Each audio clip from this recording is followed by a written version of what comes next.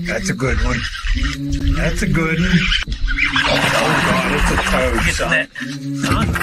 It's a toad, dude. Yeah. I wake up to a little bit of drool on my pillow, feel like it's gonna be a bad day. On what's going on, the One Cast fans? Welcome to Fishing Friday. It looks like we have 0 viewers right now, but it's okay. Trey and I are going to run our mouths about some stuff on this beautiful. Oh, we have one. We have one. Is that you? Probably. Are you the viewer? Yeah, it's me. I'm our one viewer. I think everyone's probably fishing. They probably are, but it's okay. It's Memorial Day weekend, so we got to give a huge shout out to all of our service members that have paid the ultimate sacrifice. We appreciate you every single day that you serve this country, your families, and we're not going to forget it. We're not going to forget about that. So that's right. Yeah, this isn't about celebrating those that are serving or still serving. It's about those that gave their lives to keep us safe, so that Trey and I can sit here and run our mouths about bass fishing, and fishing, and obviously Ben is not here with us.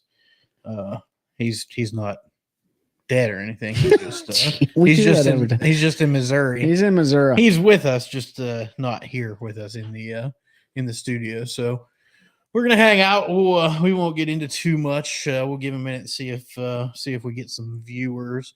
I think we have one. Is that you? I've been on the whole time. Hey, head on over to onecastfishing.com. Use the code THE1CAST to save 10% on your order. Also, head on over to our podcast. Check out all the episodes that we've had recorded. We got biologists on, professional anglers on, brand ambassadors on, anglers and all sorts in the fishing industry. So we want to keep bringing you guys good content. In order to do that, please head over to Podbean, Spotify, any of the media platforms that you listen or watch our podcast on, and leave us a review, please. Also, share that with your friends. Make sure that you're spreading that across the board. So that really helps out and grows the channel. So, yeah, it's important to y'all got to send this. Oh, he's not talking to me. I was reading that group message. Sorry, I read it out loud because I'm a troglodyte, apparently. Well, so yeah, fishing. We Trey and I got out the other day. Yeah. On a new lake. We won't say the lake. I'll say it was Mayo. Yeah, we were on Mayo. Mayonnaise. Yeah, Mayo's good, man. I had a great time. Mayonnaise reservoir, and it was fun. We had a pretty good topwater bite and caught a bunch of fish. No giants. I think our best one was close to 3. Yeah, we caught a couple close to 3. Yeah, I think we did a 5 fish limit. I think we had like 11 pounds for our best 5. Yeah, we were close to 11 pounds. So not terrible, not great, nothing world shattering. The fish were offshore and we were learning the water. So yeah. Anybody that's in the North Carolina area, there's grass. Yeah, that lake is a perfect place for you to go work on your forward-facing sonar, your side scan, like just understanding how fish relate to grass, what type of techniques to use in the grass, what works, what definitely doesn't work. It reminds me a lot of a northern fishery, just with the water clarity, the dense vegetation. There's not really any houses on the lake. There's a couple, but it's a pretty cool deal. So we had a great time out there, and it was nice to hit a new body of water. And if you see pictures, like I'm fishing out of the back of Pete's boat because my boat is in the shop right now, getting the part of the trim system failed during our last tournament on Jordan, which was, I'm going to do the whole cliche thing. Man, it was a grind. It was a grind out there. We weighed in 3 fish, but it kept me in 5th in the points overall. So was happy with those 3 fish. But I will tell you, as the warmer weather comes around, man, like the water is just getting more and more dangerous with wakeboarders, jet skis, pontoon boats, bass anglers. What's going on? There's Ben. What's up, Brad? What's up, Ben? Brad and Ben are on. But yeah, the water is getting far more dangerous. And in fact, during the last tournament, I saw a vehicular accident. One angler drove into another angler's boat trailer because he wasn't paying attention. He was on his phone. What's up, Nick? What's up, Nick? I had to tow a guy back to the ramp that was dead in the middle of the water. He was a recreational boater. Doug said that he saw multiple wrecks that day. So Yeah, he said he saw a bunch of wrecks. yeah, I mean, all the more reason for people to just like be very conscious when they get out on the water and check your equipment before you even get out. Make sure you got your PFDs, all your safety equipment. And to be honest with you, man, like scout out those boat ramps, because there are certain boat ramps. If you're just a recreational boater or you're just fun fishing and you're not mandated to be at a certain ramp, like we talked about it before, it's almost worth putting in at a different ramp and idling to the takeoff ramp in the morning, because it's getting so ridiculous. Yeah, so, Jordan, for the most part, you can run most of that lake from any of the ramps pretty safely if you have a basic understanding. I mean, there's a few where there's a little couple hairy areas, but if you have a decent map and understand like where that timber and stuff is, but it gets bad, man. And especially, most of the tournaments go out of what's it called up there? Farrington. Yeah. And it's super busy. It is. And I don't know who designed that stupid ramp, but for any of you, if you know people who design boat ramps, like backing into a parking space with a boat trailer is fine for somebody who does it a million times. But for these folks that don't know anything, like they need to get out there and practice. I don't think they ever expected the amount of traffic on that lake that it gets. Yeah. Because you look at the state ramps, both of them on Sharon Harris. They knew that lake was going to get busy with fishermen, with like they're smart. They're pull through spaces, plenty big enough. But when you look at the state ramp on Jordan, one, there's not a lot of room there. Like they would have to shut that down and completely redo it. It's not a great design. Yeah. And then the state park ones, Farrington was a lot of fun during COVID. Oh yeah. It was the only ramp that was open on all of Jordan Lake. And I met quite a few people out there fishing, and we would spot log out at the no wake buoys and just watch. Yeah. Just watch the show, man. Just bring some popcorn. I saw the stanchions get crashed into and all that stuff.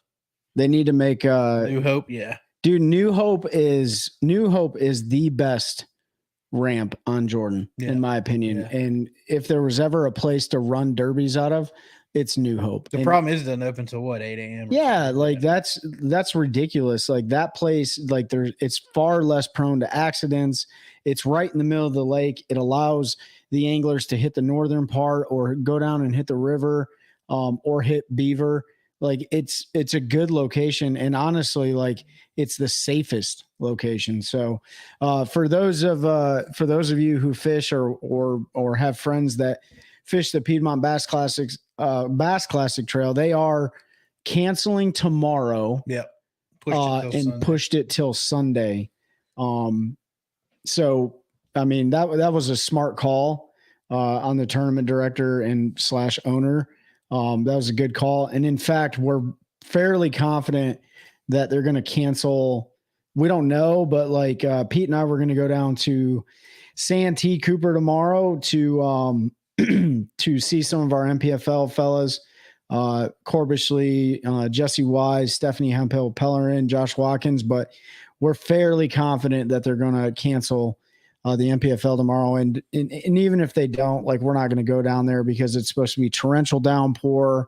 We're not going to be able to get any sort of good footage and stuff like that. So yeah, I think they're calling for like 50, 60 mile an hour gusts down there and stuff. So, but speaking of the MPFL, you got an elite series angler, Patrick Walters, who just dropped like a 24-pound bag today, putting in 22 pounds yesterday. Yeah. Like putting him in the lead. Like, so not to say if they don't cancel it tomorrow, like anybody can make a comeback that's within 10 to 12 pounds of him if he just doesn't weigh a fish, but it's looking like he might close the loop on this deal. So we'll see what happens. But yeah, that'll be a second NPFL win too. Yeah, that's right. Last year. So, but yeah, she's been pretty stingy down there. It looks like lots of zeros, lots of small bags, lots of guys saying they're only getting 5, 6 bites a day. Mm-hmm. And, but like you said, though, like majority of the field has never even touched Santee before. It's not like the elites or I guess the BPT guys, like where they have a significant amount of experience, it's a lot of these guys and gals first time ever touching that lake. So Oh, shorty shorts. That's right. who's those shorty shorts? Patrick Waters. Oh, dad shorts. Yeah, he likes He- them. dude, he likes he- them 6-inchers. Dude, I don't know Wink. what I don't know what it is, but yeah, those short khaki shorts, they're all super tight and stuff. Like I don't know, That's like, it's him. that's his style, I Him and guess. that dad mustache. He's Yeah. ready to roll. Like, Tucking his jersey into his dad shorts, getting offshore and jerk baiting all day. yeah, pretty So, much. We haven't showed some leg big dads, right? I haven't had a chance to watch any of it, so Yeah. I'm guessing that's what he's doing. The few pictures I've seen, it looked like he was offshore, but I didn't see. But a lot of the Charleston thing. Oh, is that what it is? That's the thing to do in Charleston is rock the shorty dad shorts. Yeah, Ben said last year it was the Elite's first time there in maybe 10 years. Yeah, I just think the Elites guys, like they just have so much more experience in breaking down bodies of water, and they have a lot more network worth of people. But yeah, it's crazy too because like the weather is so trash right now, and that's such a dangerous lake to be on. But whatever. So Yeah, it's gonna be. I'm pretty sure they're gonna cancel tomorrow. yeah, It's gonna be super dangerous, and that lake gets nasty. So yeah. we'll see what happens there. Keith Poche finally quit posting about DQ. Yeah. That's pretty much dead in the water now. You don't hear anything or see anything. So There really hadn't been anything crazy over the last week or so that I've seen in the fishing world. not on the national news side of it. I haven't seen anything local. If anybody has anything or any stories that they want to bring up, let's definitely talk about them. So Well, they found that fish trap on Harris. When was that? So somebody took a picture and posted it on, I think it was like the NC Bass Fishing Durham, Raleigh, whatever page. That was like a month ago or 3 weeks ago. And they saw like a blue barrel that was like 3/4 of the way submerged in the water. And it intentionally had holes drilled out on it. Now, I don't know if that was a bass trap or if that was just, I don't know what it was, but everybody is going to make the assumption that, it's a fish trap and stuff like that. Like fish trap 101. Yeah. But I don't know. I mean, because they found two on Jordan this year after the flood receded and they had washed up, and they had the exact same design and everything. So clearly somebody was making them for a purpose, and I don't think it was. It's probably for those wildcats that he just talked about. They have been roughing with it 10 pounds, I think, one Wednesday. I've said it before. I'll say it again. Like the glory days of Harris are long gone. I think it'll come back. I think it's going to make a comeback. Nah, not until they get rid of the slot. Yeah, I just, I mean, we saw this year a 22-pound bag weighed in a tournament, and now granted, this is in the peak of the spawn. Yeah, that's why you saw bag weight. When it comes to those summer tournaments, like somebody's going to get lucky with 1 or 2 overs, but the fish are just different. They're not gone. Not all the big fish are gone. Clearly, I mean, we have 8 and 9, 10 pounders still being caught out of the lake. But the reason I don't fish those wildcats anymore, and this is just me, is like you got guys that spend all day on the water on Wednesday out on Sharon Harris. And I can't get off work fast enough anymore anyways, but like it just sucks, dude, because guys will spend all day out there and you'll go pay your $40 and they'll be sitting at the courtesy ramp with a Michelob Ultra in their boat, like just chilling, and they know exactly where all the fish are located.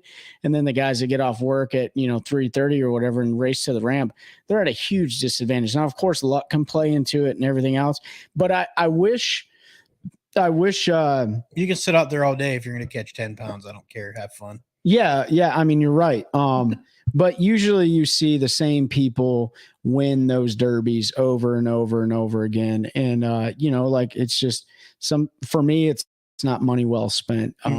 But I think that if they were going to do, I wish the Wildcats would be a 3 fish limit no matter what, just due to the time. That'd be great. I winning with 4 pounds. Yeah, I mean, well, regardless of the weight, I wish it would just be a 3 fish limit.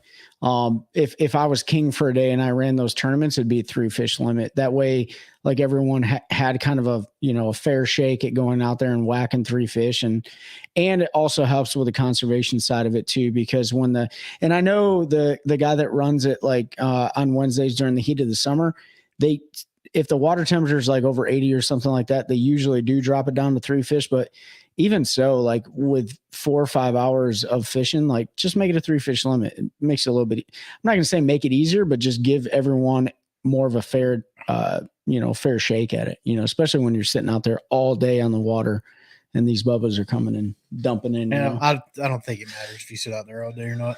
I mean, there's like 9 points for those fish set up on all hair. So yeah, but some guys do have specific brush piles that they dumped in the lake, and some guys do have specific areas that they dump tires in the lake, or guys have fish traps in the lake. You know what I mean? Like, who knows, man? And it's really funny too, because sometimes you'll see fish come back to the scales, and I'm not saying this. I'm not saying anyone's cheating. No, he's saying. But it's interesting when you see a largemouth come out of there, and it looks like they caught it in like a Florida swamp.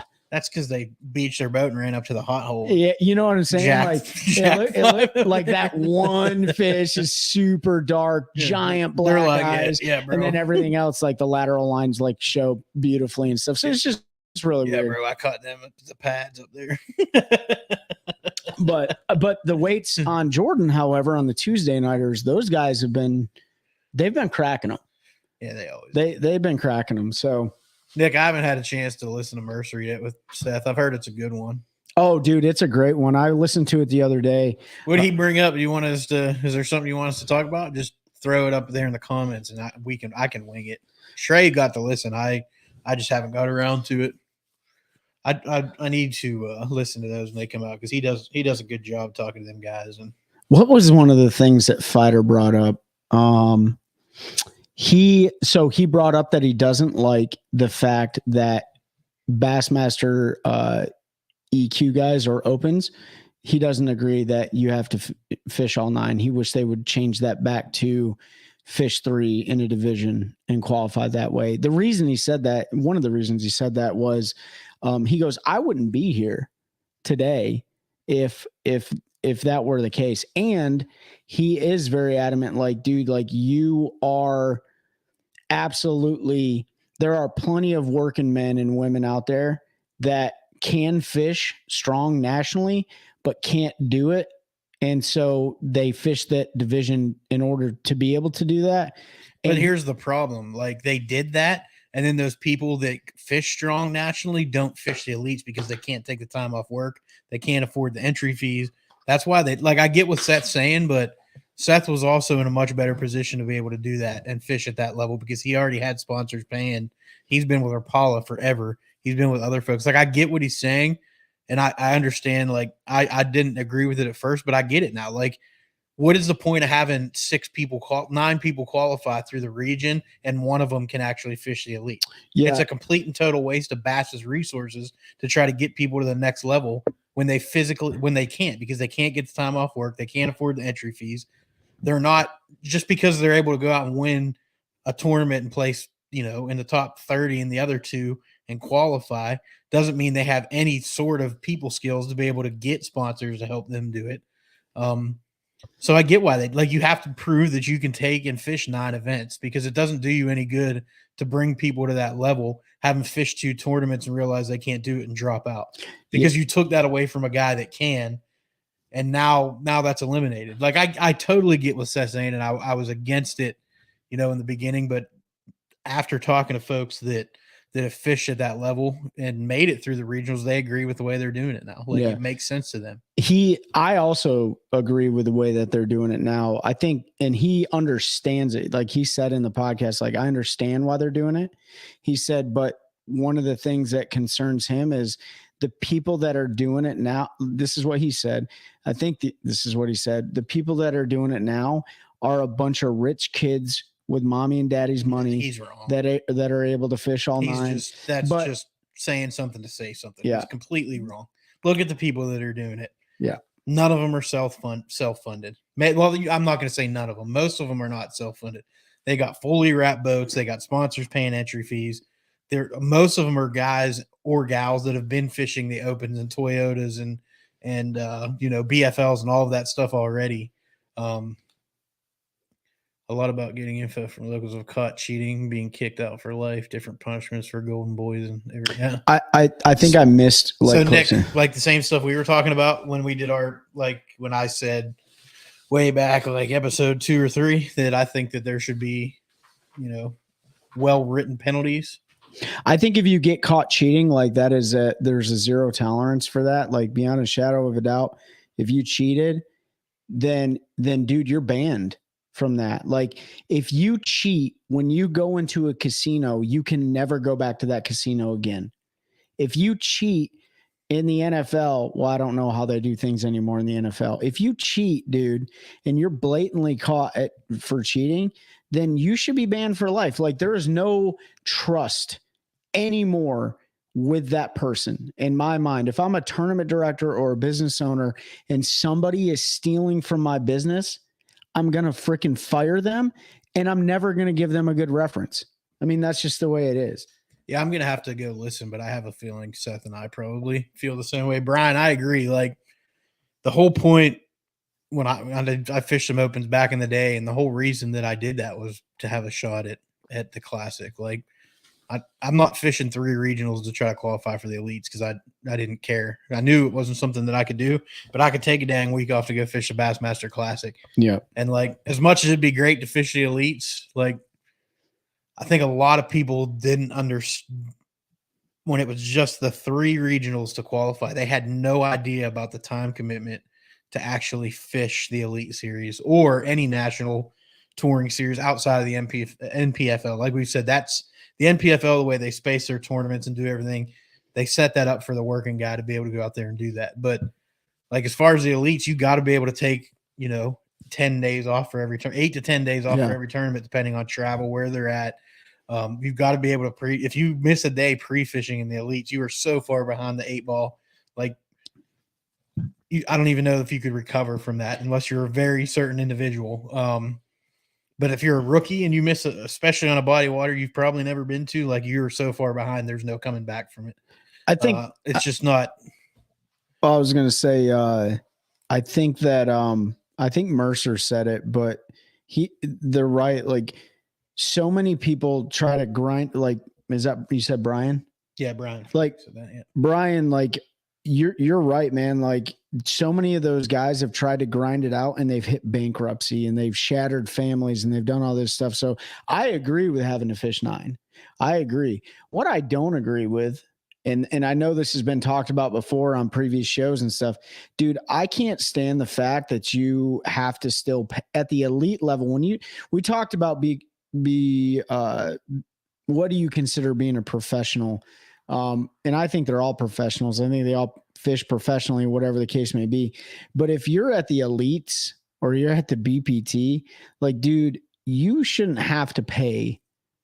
It sucks, but I just don't believe, like, at that level, if you want to call yourself the elite level, why the hell are you still paying all these tournament entry fees? Because there's no way to fund it without tournament entry fees. BPT tried and it failed. Yeah, I know. It is not possible. I know. It just sucks. I don't think they should not have to pay entry fees. I think they should have endorsement contracts like if they want to call themselves professional athletes, like they should have endorsement. I mean, I guess that is sponsorship, right? Yeah. I mean, I guess that is sponsorship. The elite guys, none of those guys are paying their entry fee. But those guys shouldn't have to worry about like living paycheck to paycheck or potentially filing bankruptcy but again, why? It's a choice, though. Yeah, I was gonna say why? It's a choice. I mean, they're not a victim of it, but I just think like, okay, like at that level, all right, you should have a salary of some kind. But I guess like most of the guys do have a salary, Well, no, I mean they don't even at that level.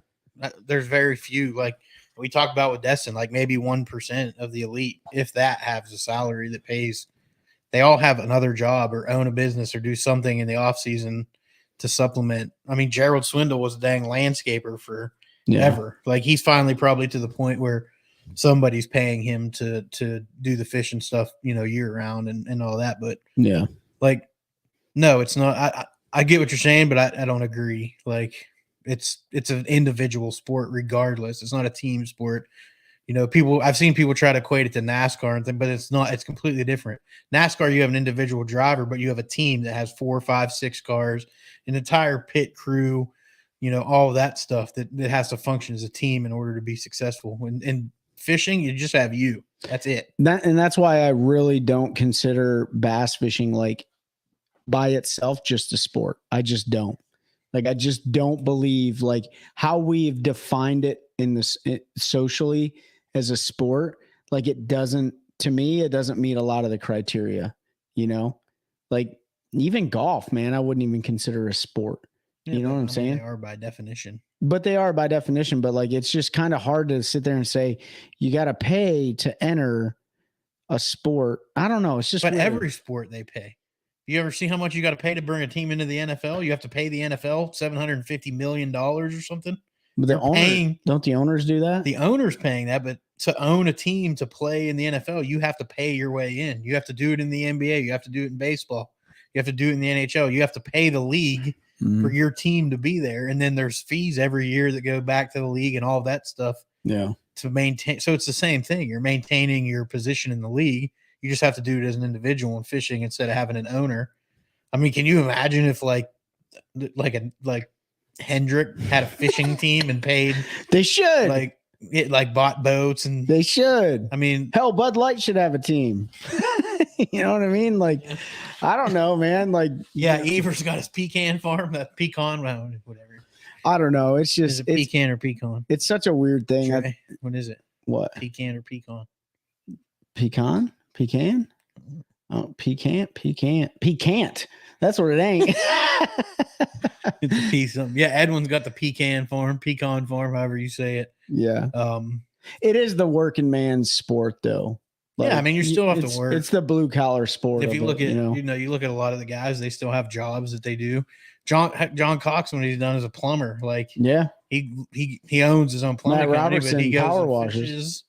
Does he still power wash? Yeah, I guess he probably does. Certainly. John Cruz owns a missile. Yeah, John Cruz owns Missile Baits. Like, and you guys will enjoy our next episode. We have his what was his title? Sales manager. Yeah, director of sales, something like that. Yeah. Byron's a great guy, good friend. We have him on. Episode will be coming out this coming Thursday. But he talks about John as John fishes the elite levels. And at the end of a tournament that Monday, he's the first one in the office, and he's there. If he's not fishing, he's there 5 or 6 days a week working. Neither of you said it right with all your variations. Whatever, Ben. However you say it's wrong. Guaranteed. It's pecant. It's pecan or pecan. There's only 2 ways to say it, Ben. Pecan, Illinois. Peckin. but like John, grinds. He's working. He's in the office. He's developing product. He's doing whatever he does as an owner. Yankees. You're a Yankee. You're from Missouri. What's that? It's not even an original state. I don't know. They got a TV show about people in Missouri, though. Yeah, Ozarks. Yeah, it was a good show. It was. There's a lot of meth. No, I'm just kidding. Oh no, Trey's messing with the soundboard again. We don't know what we're gonna get, boys, but he's gonna hit. I'm trying. But what were we talking? Oh yeah, we were talking about Missouri. Missouri, yeah, misery. Ben's out there. I think you might have hit the right button. Yeah, that's the right one. Ben's out there making hay today in Missouri. He sent us a picture riding around in the old John Deere. I haven't seen a single fish, so you better send us pictures of fish from Missouri. Yeah, what's up with that, man? Yeah, and then as soon as you send us a fish. By the way, if you didn't know, Trey learned the soundboard. Now he doesn't know how to stop it, but it'll stop on its own, Peter. It's still going. Just let it go. There it goes.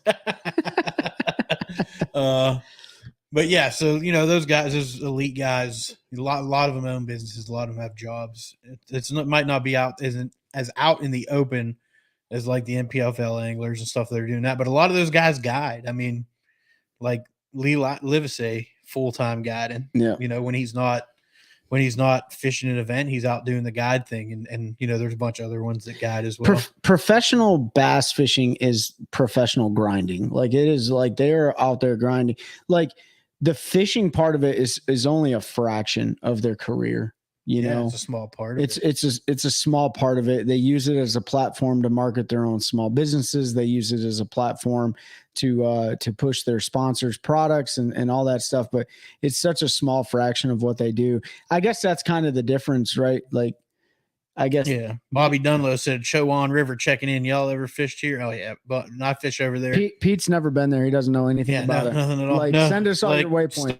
It would have started tomorrow, but with this weather, I'm not. But basically, from now through the end of September, I only fish the Chowan, the Roanoke. That's all I fish because one, I don't have to deal with the lake lice, and two, the fish is just a ton of fun over there. Yeah, we'll be down there whipping the frog around for sure. Yeah, our club's got a 2-day there, 2 weeks, or 3 weeks. So won't get over this weekend. Try to get over there next weekend. Run around the Roanoke a little bit, see what's going on. Hopefully by then. You're going to take your dad down there, right? For Father's Day. Yeah, weeks, a couple weeks away. He's going to come down. We went down last year. And he fell in love with it. Frogging on the river, That's right. it, Nick. I'm ready, man. I'm ready to get to the river. Although, like we were talking earlier, before everybody got on, while we were waiting, and Trey and I fished Mayo Lake the other day, and it was really good lake. Really enjoyed it. Not a bunch of boat traffic and grass. I mean, I caught fish, Nick, in North Carolina, speed worming, man. It was fun. Like legit. We caught him on a popper, like in the grass. Probably could have caught him on a frog if the wind wasn't blowing the day we were there. So Mayo kind of sets up like the size of Randleman, but with a bunch of vegetation. Yeah, you got to be off the water. Oh, hands down, Jordan. Yeah, I think 1030 is my max. Yeah, when I fish Jordan, if I fish it during the summer, I try not to. It's either after work in the evening, or if I fish it on the weekend, I usually launch at 5:45, and I'm back at the launch by 10:15, unless there's a tournament. But our club doesn't fish there, and you know what I was thinking about doing? I got all those orange cones out there. I think we should block the ramp, not the ramp, but the drive to it. We should just put cones out. And then just let all our buddies in, everybody watching. We'll just set up our own gate, like a portable gate. Yeah, we'll do like a portable gate, and we'll have a gate guard and stuff. Ben, you can be the gate guard, and we'll just manage the flow of traffic. And if you're not bringing a bass boat in, you're not getting in. Yeah, closed. Yeah, closed for business. Yeah, this is my ramp. Closed to dum-dum. No offense to anybody that runs one of those. No lake lice allowed. Somebody said Mayo's changed a lot. What type of grass? I don't know exactly what it was, man. I'm pretty sure there was some hydrilla, like 90% sure. But I mean, it was emergent in some of the shallower water, starting to mat. And then when you got into the deeper water, it was, a foot to 8 inches. It almost looked like hay grass or something. Yeah, I need to do some research because I'm not 100% sure what it was. But it is. I actually went there because a guy I work with has been telling me about it, and he was like, "Bro, there's so much grass. I've been fishing it for 20 years." He's like, "And I've never seen that much grass." He's like, "And we were just smashing fish." So I'm like, "Well, we got to go there." Yeah. So Trey and I planned a trip, went over there, and yeah, I mean, even we launched. We got there. We waited till after sun up to get there. We got there about 6:30, since neither of us have been there before. And as we're sitting there, I'm pulled down at the ramp waiting for Trey. He's parking the truck, and when he comes down, there was another guy there, and he was like, "I ain't seen grass like this in a long time." So like everybody noticed the amount of grass. I guess there's always been some patchy grass in there from talking to my buddy that fishes it a lot. But it's really, really, it's thick. I mean, it's pretty thick. Much what I really liked about it was almost every main leg point was like a flat, like 6 foot deep, and it came way out, and all of that was just stacked with grass, and it was super thick. And then you would get to where you just had patches. And when we got into that patchy stuff, we started speed worming. I was live scoping some today. Yep. And the day we were there, and if it hadn't been so windy that day, Probably could have done some, but it was really hard to try to live scope because the boat's moving with as much wind as it was pushing us around. And but you could have a ton of fun. And guys I know that are successful and catch the bigger fish there. It's a lot of forward facing and that offshore grass and jerk baits and that type of thing, big glide bait. So I'm looking forward to going back. Yeah, it's easy. It's not too far away. It sets up really nice. It's small, low visibility, and like top water is a great bait. Speed worm's a great bait. I'm sure you can get them, jerk bait and stuff. But the grass it's not like green or anything. Like it's still brown but it's not dead. It's just hasn't flourished yet. I don't know. I don't know what it is. Unless it stays like that all year long. I have no idea if it gets green, but it's all over the lake, man. Yeah, so it was. I mean, it wasn't. Yeah, I don't know what it was. Always fun to use. Yep, it is always fun to use the old speed worm on a long neck hook. Yeah, they were. We caught a ton of fish the other day. Like I think we caught. I wouldn't say a ton of fish. We probably caught 12, 15 fish. But the morning bite was awesome. It was everywhere. We were catching them on pop R's and stuff like that. And the ticket was just slow cadence on that stuff. So it was a good time though. I think that's the goal. Like after the PBC season is over for me, like I'm just going to fun fish, try to hit a bunch of new lakes and stuff. The tournament on the Kissimmee chain for me got moved from June 3rd to June 16th. So I'll be heading down to Florida the night of the 14th, linking up with Mike Johns. I'm actually repping one of his FX3 jerseys right now. If you don't know who Mike Johns is, he used to fish the MPFL. He doesn't fish anymore.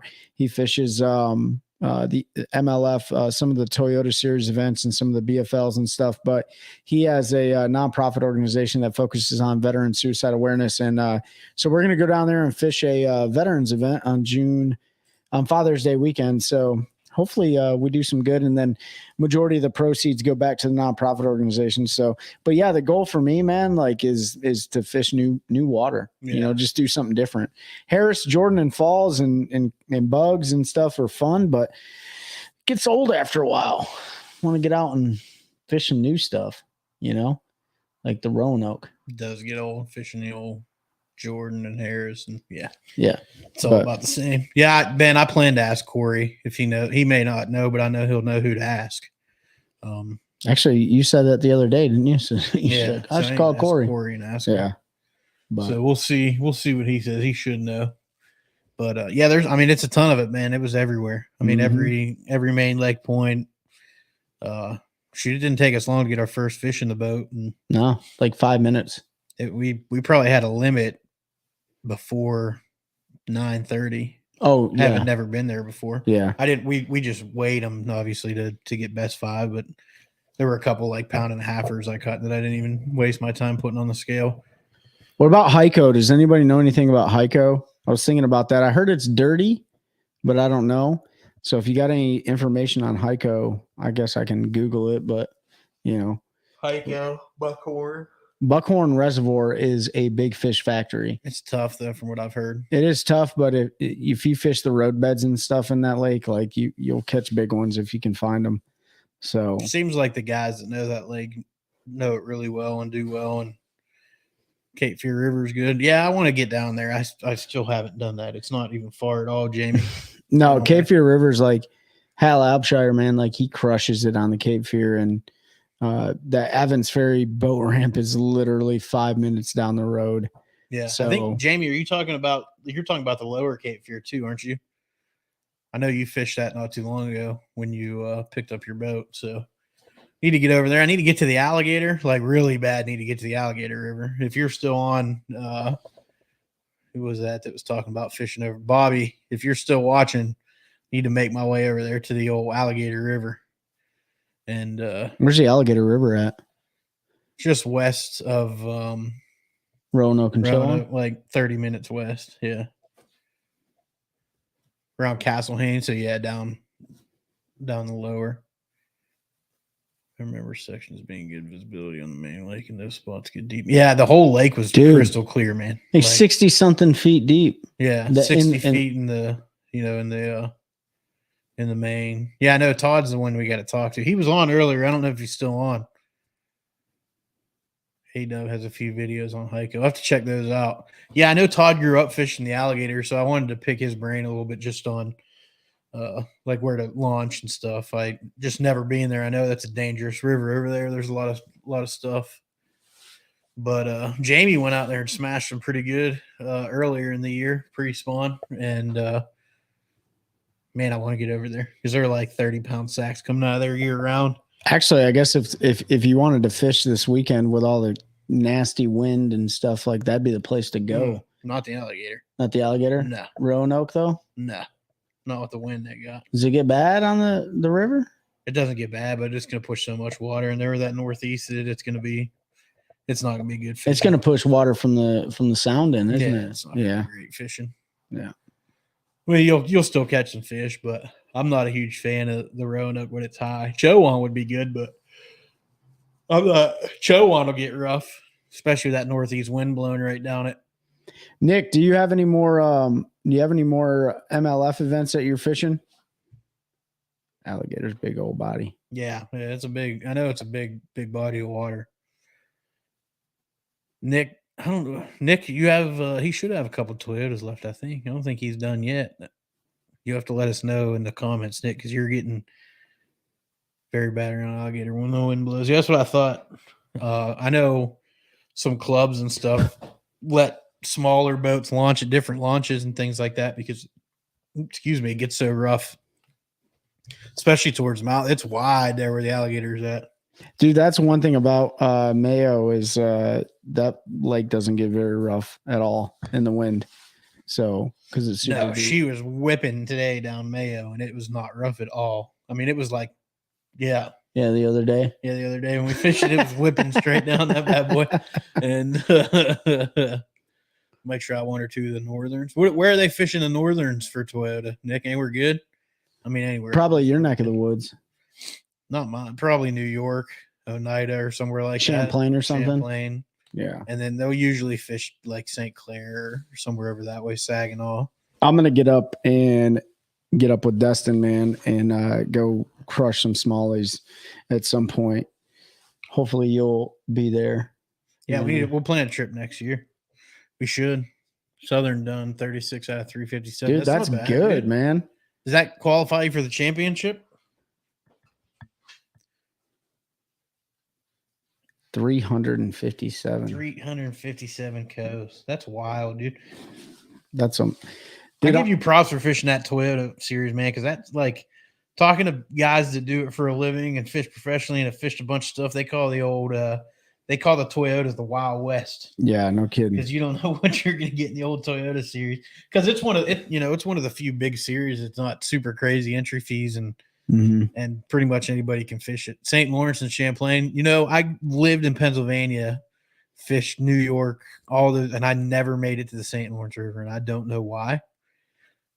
So I need to get to the St. Lawrence River, like bad. I think that's the case out of a lot of people, though. It's like, I lived here for so long, but I never went and fished X lake or river. Probably because you were doing so dang good on Erie and all the other lakes and stuff. It's just like, why do I need to go? Yeah. Top 25. Shoot. Sorry. I hate to hear that, Nick. Well, maybe the other guys above you, like they can't make it and stuff. And then, it just bumps Nick up and that's right. He's good to go, So St. Lawrence, Champlain. You should try to get up there. That'd be fun. You were just up there in Pennsylvania. I tried to get you hooked up on a fishing trip, but you said the wife said absolutely no fishing on your vacation. So she's listening. Sorry, Nick's wife, Mrs. Kincaid. I didn't know. I talked him out of it. It was all me. What else? What else is going on in the fishing world? Not a whole lot of news. No, we're getting ready for Ben's favorite tournament. That we're heading down to the old Sabine River here in two weeks, I think. Oh yeah, Seth Fighter talked about that, and Mercer, he loves the Sabine River. I'm telling you, like every angler I've ever talked to absolutely love that tournament. But as a viewer, there's not anything fun about the Sabine River. Yeah, you don't catch big bass, but you don't catch many bass, and you don't catch big bass, so it's boring.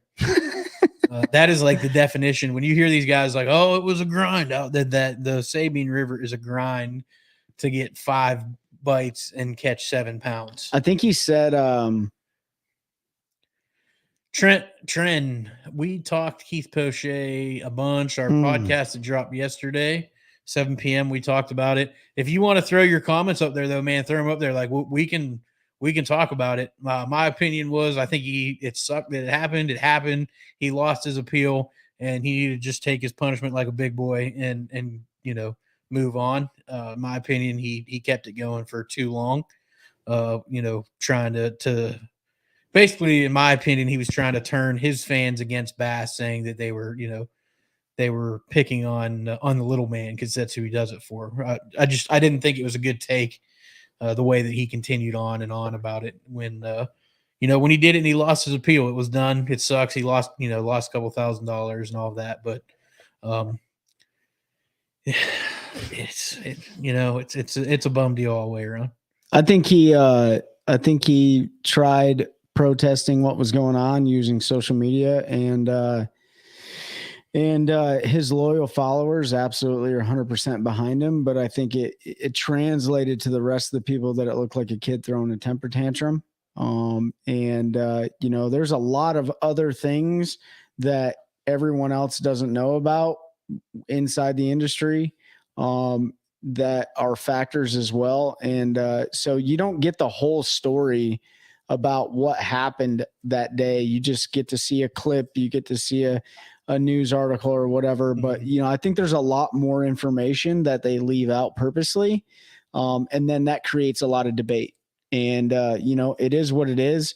I will say on Keith Poche's end, he's not doing himself any favors. I think the sport needs a guy like him, but I also believe like the way that he behaves, like he's not doing himself any favors. I think the way he fishes is awesome. But the way that he reacts when something doesn't go his way is not awesome. Yeah. And it looks like somebody throwing a temper tantrum. So, it just depends on who you are. Nick said, don't understand why they keep going down there to Sabine. That's like the one tournament that they keep doing because of the anglers. Ask any elite guy, and they will tell you that is one of their favorite tournaments to fish because it's not one of those right before the spawn, during the spawn, go out there and catch 40-pound bags. Like, you have to go out there and fish, and it's anybody's game because everybody's got to work their tails off. Not that they don't on every other tournament. I'm not saying that anybody gets an easy W at any time. Even these guys putting up century belts. Look at last year on Santee, you had 2 guys with over 100 pounds, and one of them didn't win. They did the same thing at Fork. Gerald Swindle had a century belt and lost to Lee Livesey with over 100 pounds. So it's just because the anglers love it down there. I do not like it. I do not like, as a viewer, I'm sure I'd probably like to get on there and fish it just because it's fishing. I mean, you got a shot. It's fishing, and everybody's got a shot. There's no setting up offshore. Well, we don't know that. Live scope might change the game down there this year. It's hard to say. Something. We may see a 10-pound bag weight. We saw Okeechobee get one live scoping offshore in February, and I don't think anybody ever would have thought we were going to see that. I know I didn't. But when you got guys like Jason Christie was jacking his boat up in the fill station so he could put more fuel in it to be able to make a longer run, that kind of stuff, to me as a viewer isn't that exciting. I appreciate the strategy and everything that went into it, but it's just not for me. It's not as entertaining. I think the other thing that we don't think about is how much money these municipalities and stuff are paying for BASS to be there. So that's another consideration too. So they don't go somewhere just because they want to. They go somewhere because, and I know I'm not telling you this, but from what I understand is Knoxville paid the Bassmaster organization a lot of money to be there for the Classic. And that's the case for every single one of these events. So it's money.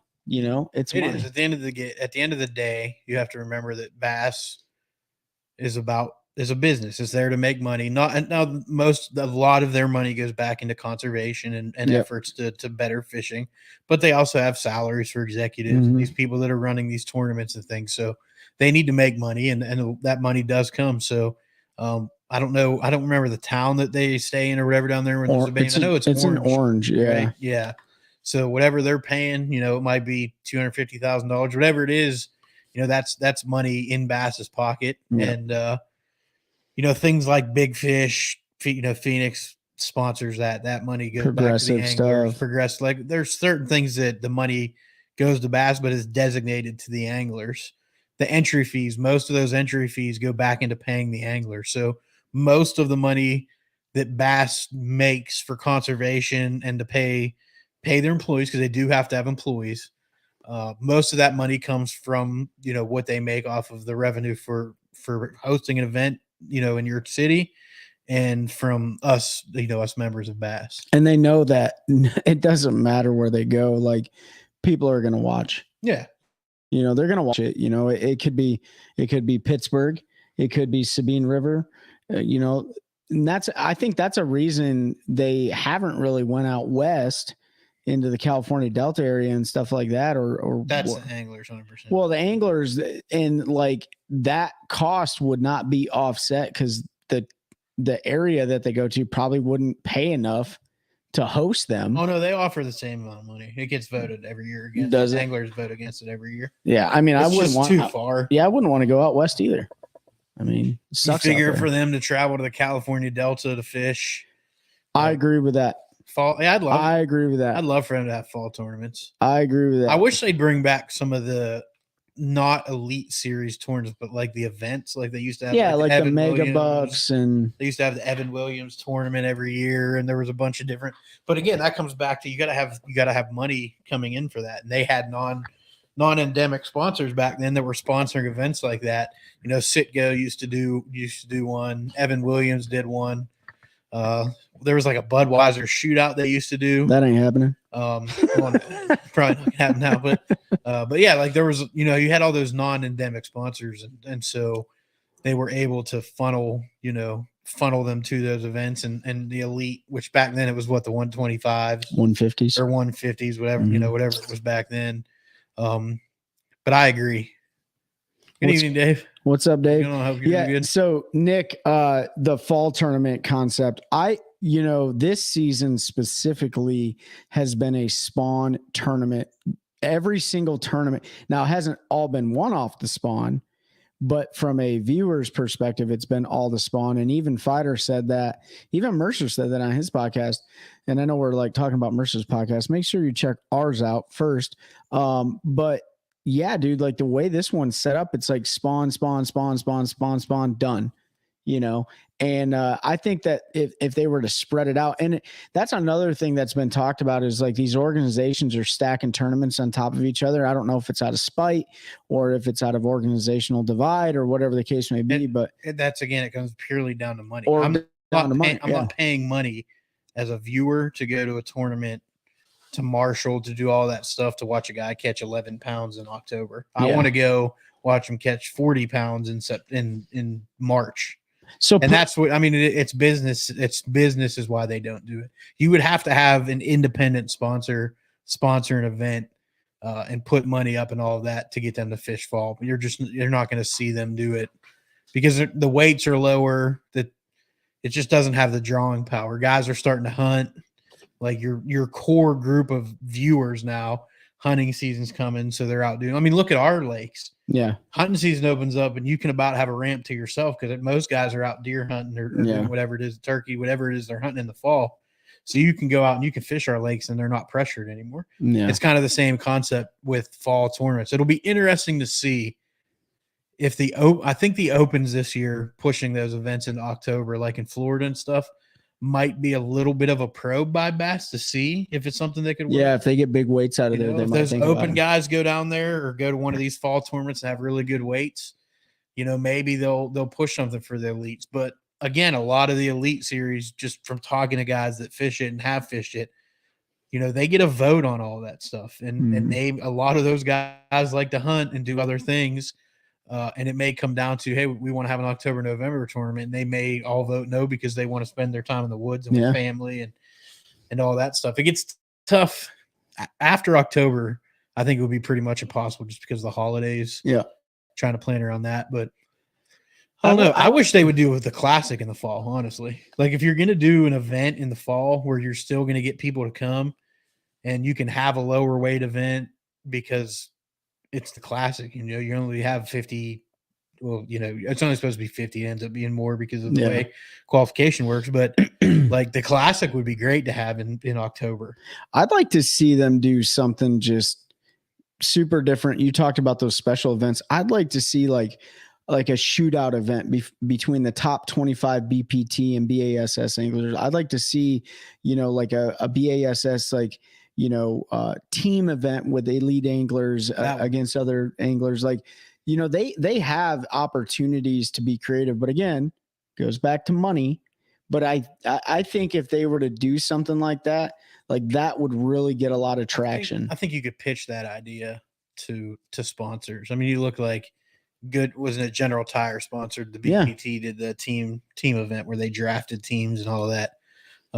I know they do the the USA versus all the other countries that get involved, and that's not BASS. It's a hybrid of all of them coming together.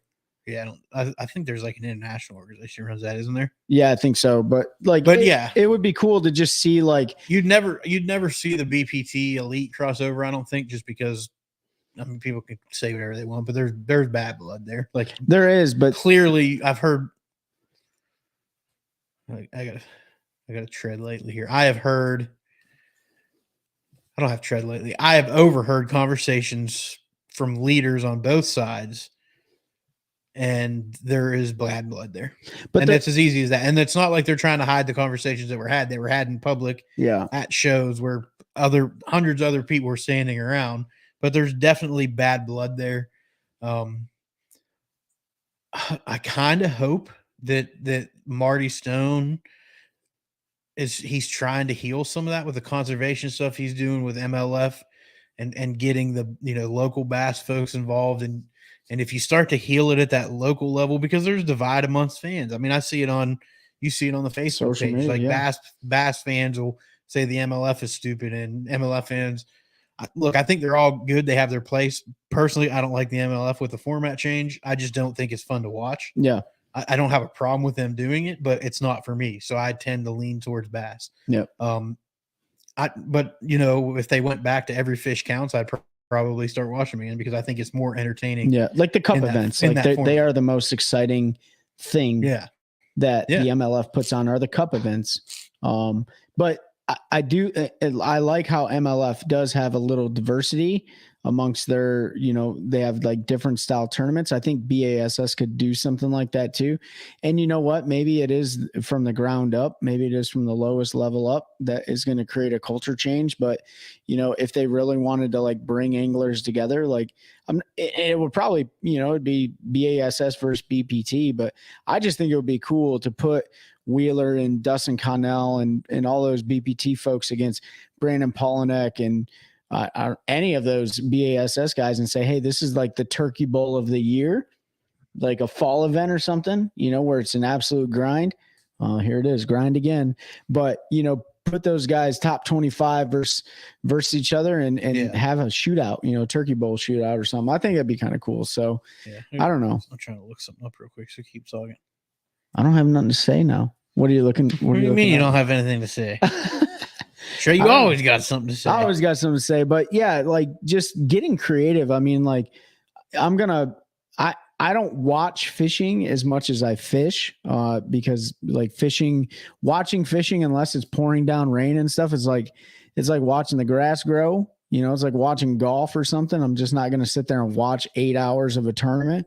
I'll look at it once in a while and stuff, but I look at the post-tournament recaps more. But if you were to have like a Super Bowl style event besides the Classic and besides Red Crest, which I don't watch Red Crest, like that would be cool, man. Like between two organizations. So bass BPT, I know you're not listening to this or watching it, but if you really wanted to unify the industry, unify the organizations, and like have the anglers like come together as one, even though you're separate businesses, the industry is one industry, and like do something where you bring the anglers together to kind of unify the industry again and do a shootout. No, they man. have to actually care about growing the sport. Well, man. they do. Yeah, they do have to care about growing the sport. The So. other thing is like the divide isn't gonna. I don't think it's ever gonna heal. I mean, I don't know, and I don't know how. Like to me, I don't know how exciting because I mean Jacob Wheeler's won an elite event. Ott Defoe's won elite events. He's won two classics. I don't know. One classic. Like those guys have already had success in bass too. Paul Unick's won on both sides. It'd be more fun for them to take like the bottom 20. Or Face that, them up or against each other. anything, dude. Like you can get as creative as you want to That get would with be it, cool. but like something different, and things do become mundane over time. Like fishing's always exciting, but I'd rather be fishing than watching it. But whatever, we'll see what they do. I mean, they should do the same thing here at the local level, man. You got the CAT, you got the PBC, you got Fishers and Men, you got all that stuff. Like, Yeah, the problem at the local level is like most of the guys fishing those are fishing them all anyway, so it'd be the same guys fishing them all. So, yeah, that's what true. do you do? Take That the is top true. 10, it's a top I guess 10, there is like no 4 of the qualifying trip. event Yeah. to get into the PBC, but I get what you're saying, and Doug kind of tried to do that last year. He invited some other clubs to fish it. I don't know how it ended up turning out, but I know he kind of tried to do something like that. But at the end of the day, like it's harder to do at the local level where there's no qualifying or anything because those guys are fishing the same. It would be like saying the Toyotas versus the Opens, and when you look, 75% of the anglers Are fish fishing the both. Toyotas and the Yeah. Opens. They just change their jersey. that's why I'm saying that. Well, Like, even it would have to be at that high. and level. Poche's fishing the PPT and BASS. Yeah, You know, so, but I don't know if you guys have any ideas, like shoot them our way. And like I said, go back to, go check our previous episodes out. We got a lot of content pushed. Let us know what you think. Let us know what you'd like to see. Cause we're always scrambling for ideas and stuff. We want to keep it interesting. We want to keep it diverse. We don't want to just have like post-tournament recaps, and we don't have post-tournament recaps on our podcast and stuff like that, but go check that out. And, all your comments and stuff are super important. We appreciate you guys tuning into that for sure. Yeah. So Anybody have any last minute questions? If not, we're going on an hour. I've had a long day. Yeah. Trey's had a long day. yeah, yesterday was a long day. So Yeah, today was a long day. Yesterday was a long day. The day before that was a long day. yeah, So we're ready for some bed action. that's right. Not that kind of action, but some betting bass action. So, Yeah. Well, hey guys, appreciate you tuning in. Yep. Like we said, Memorial Day. Remember those who have paid the ultimate sacrifice, and continue praying for their families. We appreciate all the men and women that serve this country. We also appreciate those families that are continuing to live the legacy that they left behind. So happy Memorial Day to all you guys, and we appreciate you tuning in. Yep. Appreciate y'all. Have a great weekend. Gina, see you just sent that. Hope you have a good weekend too. And if we get some decent weather, maybe we'll see you out there on Harris. Peace, y'all.